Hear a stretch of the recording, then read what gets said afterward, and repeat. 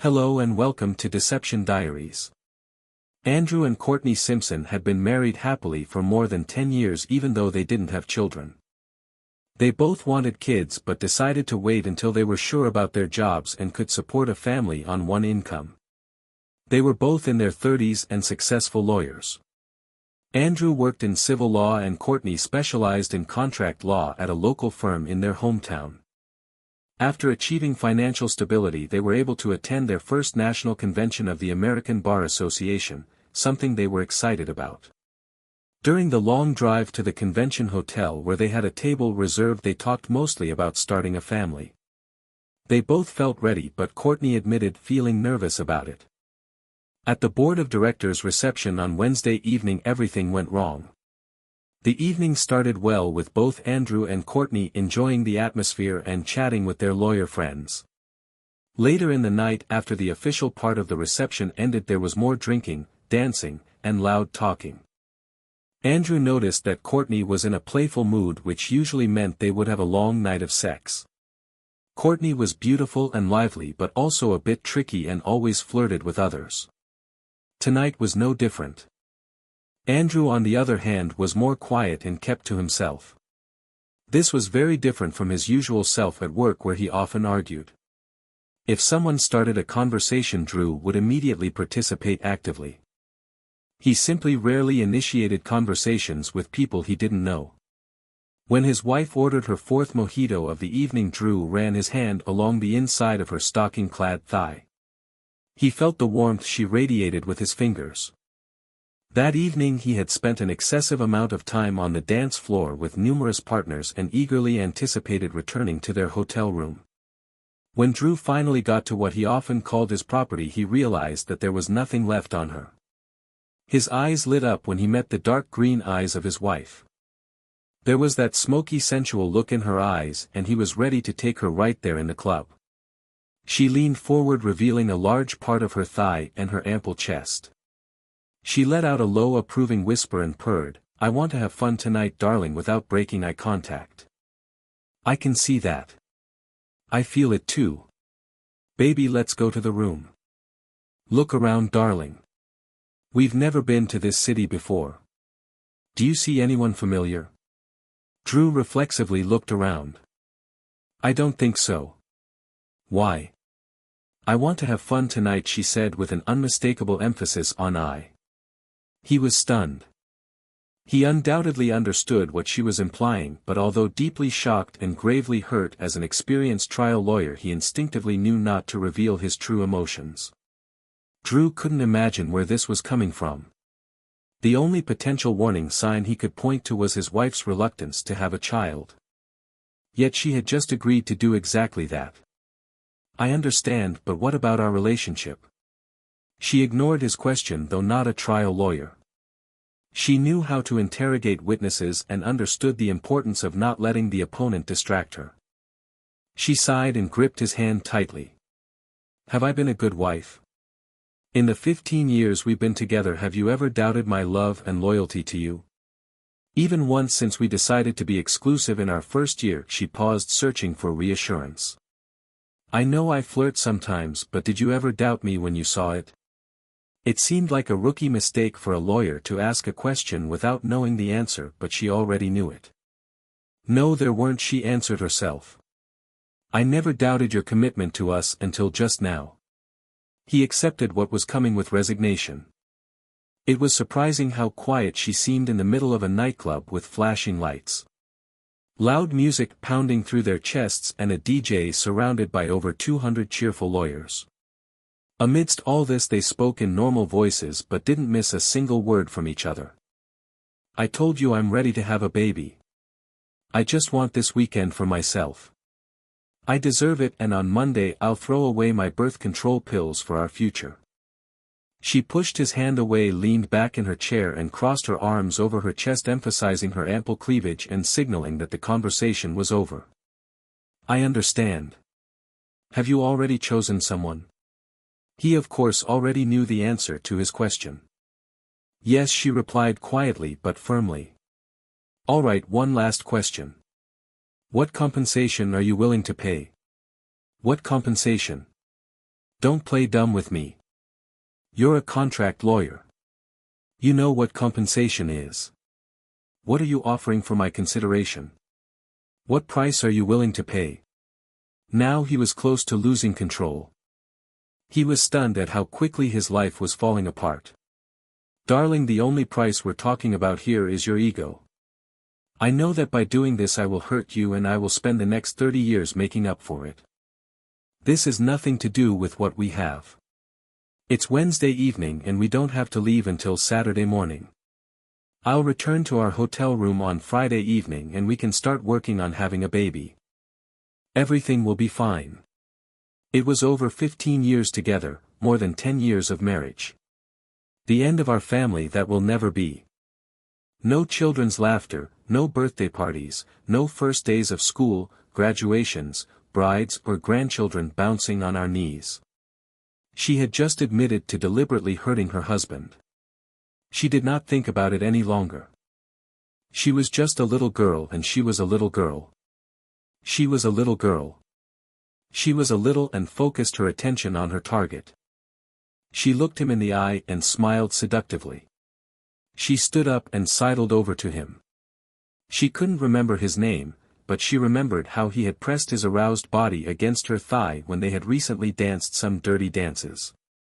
The shocking truth hit her when she felt another man against her leg. Until that moment she had never thought about betraying Drew, but suddenly she made a decision that would change her life. Something she couldn't believe she was doing. Drew couldn't remember how he got back to the room. He vaguely recalled someone asking if he was okay in the elevator, but his head was spinning and he felt shocked by what had happened. It all seemed unreal. Just moments ago he had been imagining a wonderful future with Court and now his marriage was over. Sitting on the edge of the bed, staring at the wall, Drew eventually made a plan. He knew what he needed to do and pushed himself to take action. Home was only 3.5 hours away, but Drew understood he had a couple of days to sort everything out. He realized that for the next 48 hours Courtney would act as if he didn't exist. He had enough time to do what needed to be done. He understood that the first thing he needed to do in the morning was report their joint credit cards as stolen. If he was lucky, some hotel maid would find the purse Court left in the room and take it without reporting it. Drew didn't plan to touch anything his former wife had left in the room. He also thought that if the hotel maid took the purse, it would give him at least until Tuesday. The actual divorce would be simple and clean. They lived in an immaculate state. No kids, no house, no shared property. They had always kept their finances separate and contributed equally to the expenses. They earned about the same amount of money, so the divorce was the easiest part. Starting over was significantly harder. Drew quickly packed his suitcase and was ready to walk out the door. He paused for a moment, considering whether to leave her a note, but then he changed his mind, stepped into the hallway, and headed towards the elevator. The sound of the automatic door closing echoed down the corridor, signaling that he was closing the door on his previous life.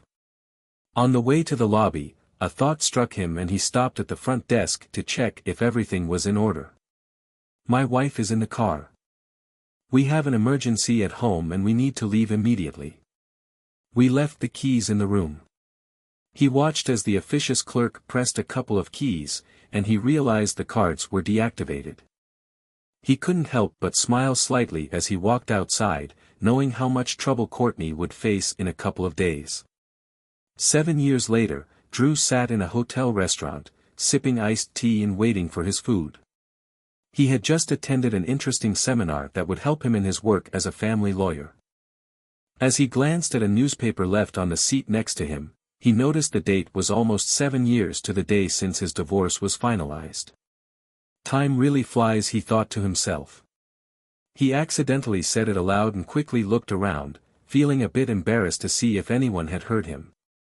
It had been a while since he last thought about Courtney, though his divorce was straightforward. The experience made him realize how unfair the so-called no-fault system could be for the wrong party. He believed the system existed because some people couldn't handle their own problems maturely and instead caused chaos, needing intervention to resolve things. In those cases, the saying, "nobody wins in a divorce," rang painfully true. In any case, it was the motivation Drew needed to switch his specialty to family law. The truth, as he discovered, was that most divorces nowadays happen simply because both parties had made up their minds. There were few disputes and both sides worked to resolve their situation as quickly and painlessly as possible. He handled any case that came his way. Still, he really enjoyed dealing with the relatively rare cases involving infidelity, where he suspected that the spouse of his client was trying to tighten the screws on his client. His thoughts were abruptly interrupted by a voice he still recognized. "Hi, Drew. How are you?"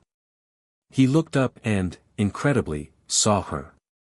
He couldn't have been more shocked if he had been hit with a cattle prod.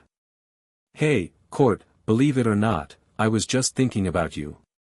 What brings you to a family law seminar?" "I'm not here for that. I have another reason." "Can I join you?" Drew asked. "Sure, I'm sorry," he added as he motioned for her to sit down. "I'm really surprised to see you, so excuse my manners." She sat up straight and spoke angrily. "You never talked to me, Drew. You ignored all my attempts to reach you. You didn't say anything to my family again, not even to my mom, who loved you. You didn't come to any of the hearings. You just disappeared. After 15 years together, you couldn't even say goodbye before you left. I walked up to our porch that Monday evening and was served divorce papers before I could even get in the door. When I finally got inside, there wasn't a single thing in the apartment that reminded me of you or our marriage." "I see. You destroyed our marriage with an incredibly selfish act, and I'm the bad guy. If that's all you have to say, just leave me the hell alone. I'm really sorry. Just get out of here, Court, right now." He was flushed with rage. Most of the restaurant was now staring at them. She stood up and stumbled away in tears. At that moment, a whirlwind hit Drew. It was the chattering twin sisters and their younger sibling. They piled onto him at full speed, as they usually did. His wife was walking right behind them. She was laughing and smiling, but her smile quickly vanished when she saw his face. Her gaze darted to the rapidly retreating figure of Courtney. That was her. Wasn't it, Drew? He could only nod his head as he was occupied with the 3 children. Without saying another word, his wife, Celia, quickly ran after Courtney. Drew watched as she caught up with Courtney. They began a conversation that ended with Celia helping Courtney to sit down. They must have talked for at least 10 minutes. It looked like they exchanged contact information. Then Celia hugged Courtney, and they parted ways. Celia returned to the table and grabbed their youngest, so that Drew could corral the twins into a corner. Drew's eyes and mouth were wide open when Celia sat back down. "She's coming to our home in a few weeks, and you two will talk. I mean, really talk. Don't say anything. Just nod if you understand." Her tone left no room for argument. He simply nodded and started to play with the 2 children on his lap, who now filled his life. Later that evening, in their hotel room after their children had fallen asleep, Celia looked at him and asked, "Is there anything you want to say or ask her?" He took a deep breath and quietly replied, "In the first few years, I wanted to, but maybe my pride stopped me. But now? No, I have nothing to ask, and I'm glad I didn't give her that chance back then," he said firmly. "What? Are you joking? This can't be serious." "It's very serious, Celia. If I had allowed her to talk to me back then, she might have said something that would have made me reconsider. But if that had happened, I would never have met you, and our 3 children wouldn't exist. No, I don't need to talk to her, and I have no regrets." She hugged her husband and showered him with kisses. "You know just what to say to a girl, don't you, baby?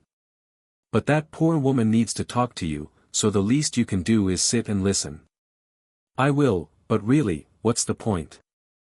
All she's going to say is how sorry she is. If I ask why, she'll say she doesn't really know, and so on and so forth. But I'll do it for you, and maybe it will help her find some peace. But why should I care? Drew, be sweet right now. Maybe I can't pinpoint it for you. But wouldn't you have liked to yell at her for a few minutes after seeing her? Maybe that's what will close the past for you, too. Maybe you're right. Even excluding you and the girls from the equation. I realized before I met you that my life was better without her. The divorce made me reassess my life and what was important to me. Oh, sure. I went through the usual emotional turmoil that most people experience when a marriage fails. But that failure forced me to take a hard look at myself. Something I would never have done if she hadn't acted so foolishly. Drew paused to think and catch his breath. They say that the greatest successes can come from our biggest failures, and I firmly believe that to be true in my case. I'm much happier practicing family law now than I ever was practicing civil law. Sometimes I feel like I'm truly helping people. I know I don't make as much money, don't drive a Beamer, and don't live in a lakefront condo, but I'm happier than I've ever been in my life. Now, what about her? Maybe you should ask her that question. What's the point? Celia, I have no regrets about where I am right now. He paused, then spoke just above a whisper. Maybe it's not true. I do have one regret. I should have talked to her mother. She was a really nice lady. I know she cared about me, and I liked her. Since my own parents passed away long ago, she was like a second mother to me, and I left without saying anything to her. Celia fell silent. She had hoped that Drew meeting Courtney again would be good for both of them, but now she wasn't sure. Was she pushing Drew into something he didn't care about anymore? But could she stop it? As it turned out, Celia didn't have to do anything. The meeting never happened. The night before Courtney was supposed to come to town, Celia's phone rang after midnight. At that time, she always dreaded answering phone calls, but she reflexively answered. On the other end was a clearly upset woman. Celia, this is Angela Joan, Courtney's mother. I need to speak with Andrew. The ringing phone had woken Drew, and Celia handed him the receiver. It's for you. Andrew, it's Angela. Courtney took her own life yesterday afternoon. This statement was followed by the sobs of someone in indescribable pain. I'm so sorry. Mom, I don't know what to say. Oh God, this is my fault. Now Drew was crying too, but he had no words. Celia, who had heard everything, clung tightly to her husband and was now openly weeping, feeling that somehow she was partly to blame as well. Andrew, it's not your fault. She had many issues, and she brought them upon herself. After the divorce, there were many things about her you didn't know. She left a sealed letter for you. I hid it from the police. No one knows about it except you and me. What do you want me to do with it? Andrew, just keep it for now and let me think about it. Can you do that? Of course. Andrew, I need you here with me. Can you come? I'll be there as soon as I can. Mom, I'm bringing my whole family. I want you to meet them. I'm sure you'll love them. I'll call you tomorrow, and we'll figure out a plan. Is someone with you right now? You shouldn't be alone. Yes, my friend Joyce is staying with me. I can't wait to meet your family. I'll talk to you tomorrow. And the call ended. Courtney's memorial service was held 7 days later on a cold but clear autumn day, and as promised, Drew and his family were there. Only a few people attended the service. Despite being a very competent lawyer, Courtney had no real friends. She was cremated, and her ashes were to be scattered in the park that she and Drew often visited when they were dating. Angela said it was the happiest time of Courtney's life. The loss of her daughter by her own hand was an almost unbearable burden for Angela. However, she quickly grew to love Celia and especially the 3 girls. By the end of the week, the girls were calling her Grammy Angie. Angela told Drew what had happened to Courtney's life after he left. He was shocked by the revelations of risky behavior, substance abuse, and mental health issues that followed the divorce. She even explained why Courtney was in the same hotel as Drew. She had disappeared with two men she met at a nightclub and was gone for more than a week. When she returned, she had bruises on her body. According to Angela, this was not unusual. Courtney was also close to losing her partnership at work. He was astonished at how one bad, sudden decision had sent Courtney's life spiraling out of control. The night before, Drew's family was to return home. He and Celia had a long conversation and came to some decisions. The next morning, Drew pulled Angela aside while Celia kept the girls occupied. "Mom, we need to talk about a couple of things. First of all, Celia and I want you to move in with us. There's nothing keeping you here anymore. You don't have to decide right away, but we want you to seriously consider it. We'd love to have you with us. If you decide to, we'll be there to help with the move. Please think about it." "Oh dear, that's very kind of you. I promise I'll think carefully about it, but I'll miss her so much." She started crying again and Drew held her until she calmed down. When she was composed, he continued, "We need to talk about the letter. I think the best thing to do is take it and throw it, unopened, into the fireplace. That letter is meant for you. Endra, I know, but I'm never going to read it. If you give it to me, I'll burn it, but I want to give you the option to keep it. I don't know about you, but I want to remember Courtney as she was before we got divorced. I want your memories to be of that time too. I'm worried that if we read the letter, we'll remember her as she was after the divorce. I want nothing to do with that letter. I'm giving it to you. If you decide to read it, the only thing I ask is that you never, ever mention anything about it to me." Angela was shocked by his response, but began to understand Andrew's reasoning. She desperately wanted to remember her daughter as she was before her actions broke their lives. Maybe the letter contained genuine remorse and an acknowledgement of how painful her decisions were. On the other hand, it might bring more pain. Andrew had told her about his recent encounter with Courtney. What if the letter contained more anger and guilt directed at Andrew? Courtney hadn't been in the best mental state, especially since her confrontation with Andrew. Angela was torn. Second story, he cheated on me and I found out everything a year later.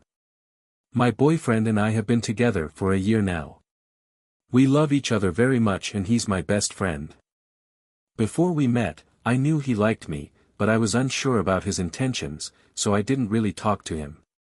One day, he approached me, started a conversation, and we ended up exchanging contact information. After that, it was clear we liked each other and started talking. He introduced me to his parents, spent a lot of time with me, made me feel incredibly special, brought me food, introduced me to his friends, and posted about me. It felt like we were already a couple. Most importantly, he assured me I was the only one and that I should only talk to him. However, the way I found out he wasn't truthful is a long story. I had to press him for every detail and he wouldn't admit anything unless I had physical proof. When I finally found out, it devastated me. I spent a week in bed, unable to do anything but cry. I truly love him and my feelings for him were genuine, so it hurts deeply that his weren't, even though he made me feel so special at the time. I was committed to him from the moment he asked if we would talk to anyone else. It's been about a month since I found out and it has deeply affected our relationship. He has been very controlling throughout our time together, so discovering his lies drove me to madness, especially since I have never cheated on anyone before. If I were to describe everything I feel about this situation, I could write a book. I love him dearly, but I don't know if I can move past this. Am I crazy? If anyone wants more details, let me know because they are quite revealing. Dear viewers, if you enjoyed the story, please support the video by liking it and leaving a comment. Thank you very much.